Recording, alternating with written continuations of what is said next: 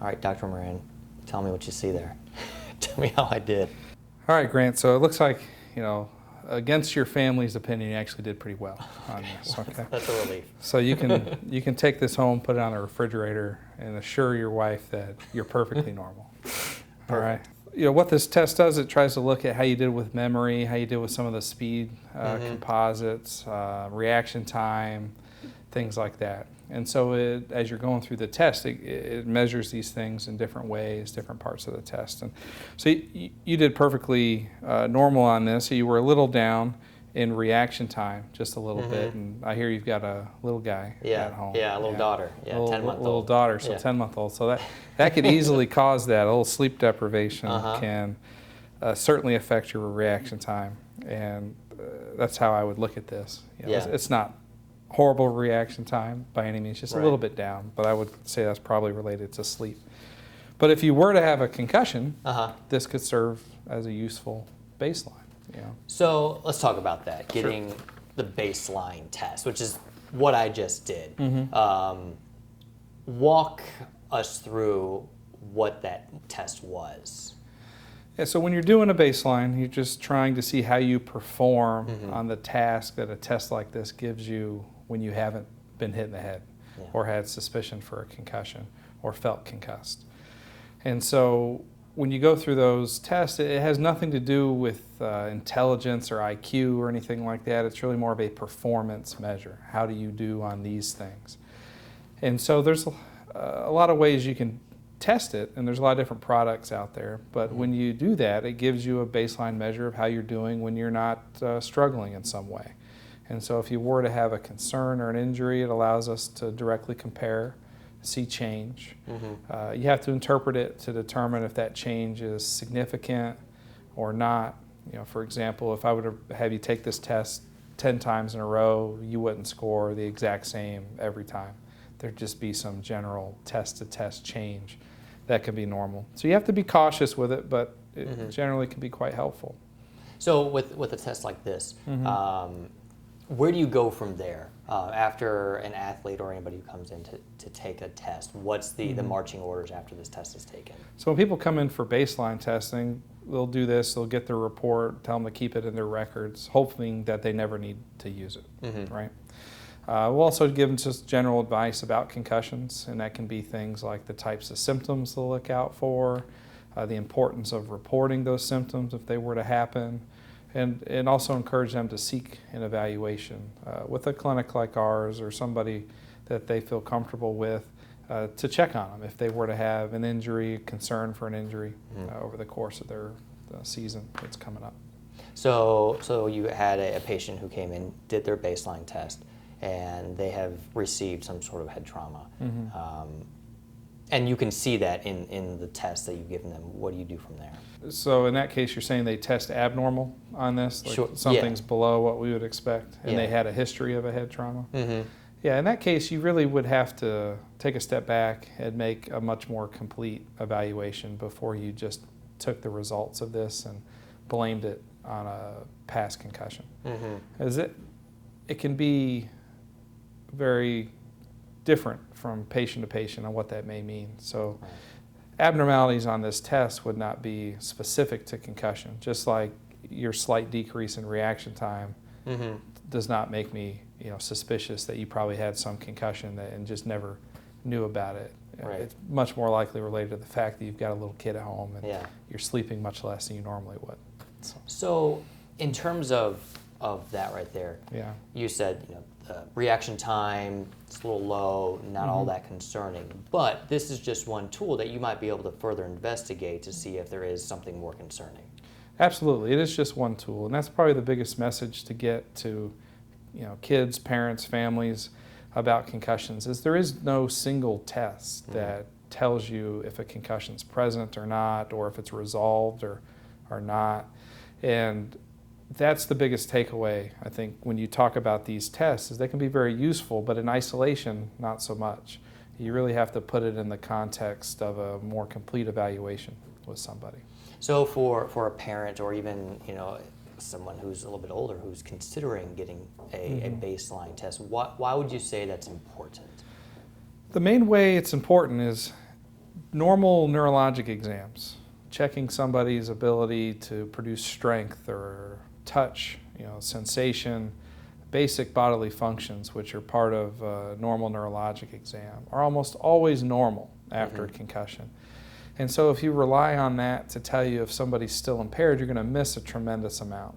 And so this test is one of many ways to try to improve your ability to detect those areas of difficulty. Sometimes you'll find abnormalities in this in people that are very symptomatic and it's obvious that they're struggling. But a lot of times, either the symptoms seem mild while they're at rest, or they may have some reason to underreport their symptoms. Right? We've all been there where you've got a season coming up and you want to play. And so it's a natural tendency of an athlete to sort of downplay how they're feeling. And so we always have to guard against that. And so this tool helps us because it's not uncommon for somebody to come in and they feel fine, I feel fine, but once we really test them with things like this as well as other ways to evaluate, that's where you find the problems. So I'm going to lay out a scenario here and tell me if I'm wrong by saying this. An athlete comes in, gets a baseline test, and say they go into the season and he doesn't know that he's been hit to the point to where he got a concussion, but he comes back, or she comes back, and a year later, and they perform a test and you see some sort of deviation from how they did the year before. How important it is for you to have that baseline to then know how to treat the patient? Well, the baseline helps because you can measure change that way, or try to at least assess some degree of change. If you have a single test in isolation, it can be difficult to know if that's that person's baseline or not, and it's especially if they don't have a lot of complaints in general.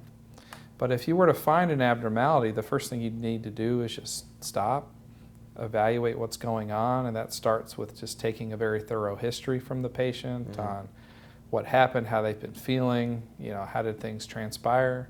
And it's not terribly uncommon that somebody will have mild symptoms, try to play through them, right? Because that's what athletes are in general encouraged to do, is to play through injury, play through some discomfort, things like that. But in the context of a concussion, that can really be dangerous. It can work against you. It's much different than playing through an ankle sprain.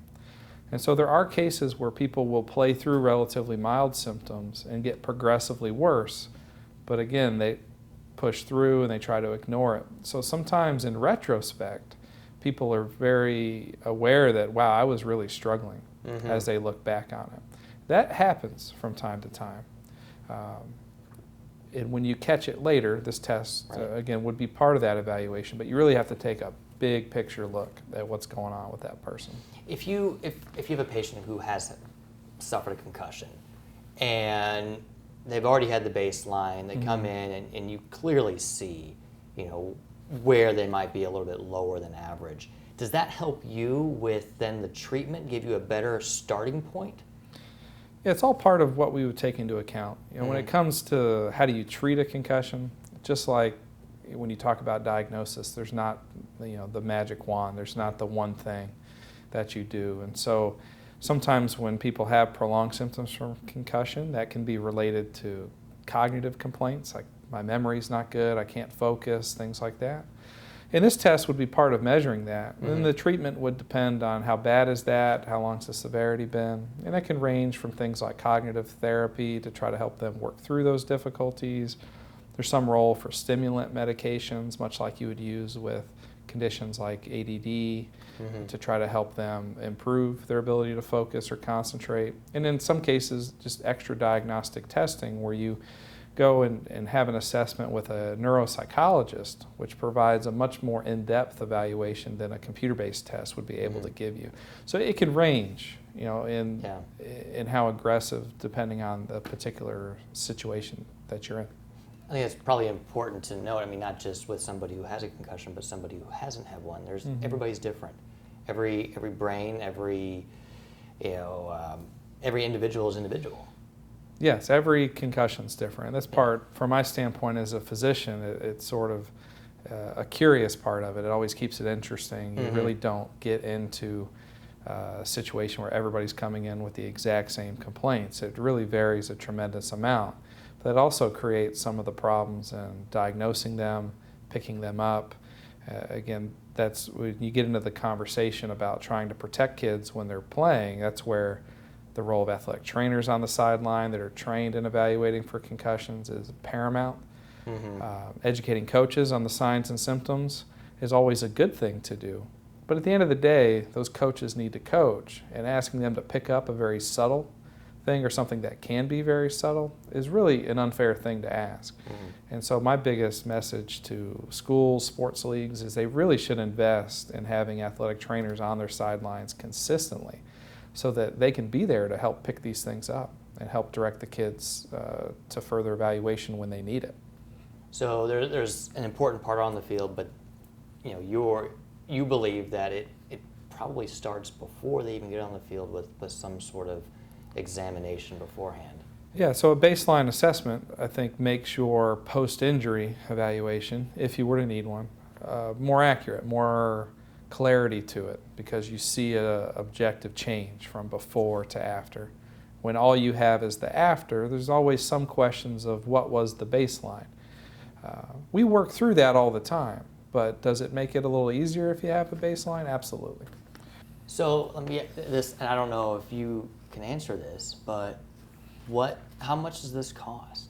Can anybody just walk in and get this test? Sure, yeah. Baseline testing, with our center here, would be the only thing I could speak to. Is available to anybody that would call and request it. The fee's pretty nominal, $25 to go through a baseline test, and so. And that's something that any parent or student or any athlete would be able to have, and absolutely, yeah, they would. And they could come back and maybe in 6 months and take the test again for $25. They could. Yeah, it does help to update it. There's natural changes in these performances with age. Most of these tests are age matched, meaning whether or not you're normal or below normal would be measured based off how you do against other people your age. And so if you took it at 14 and you had an injury at 16, that baseline becomes much less useful at that point. Makes sense. So I mean, this could be considered potentially as important as just every physical that a lot of students get before they go off to start in the beginning of the school year. Maybe equally as important. It wouldn't. I wouldn't go as far as saying that you would mandate it for a pre-participation physical.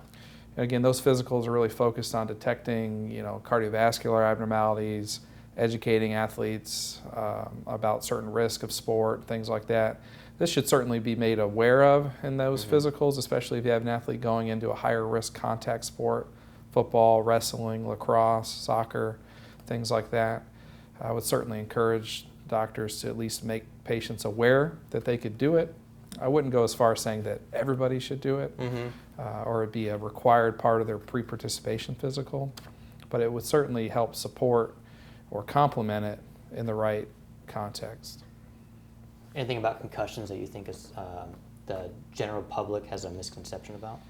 Well, sure. There's a lot of confusion around certain things. For example, there's a general assumption in cases that you have to lose consciousness to have a concussion, or that you have to have a direct blow to your head to suffer a concussion, and those are not necessarily true.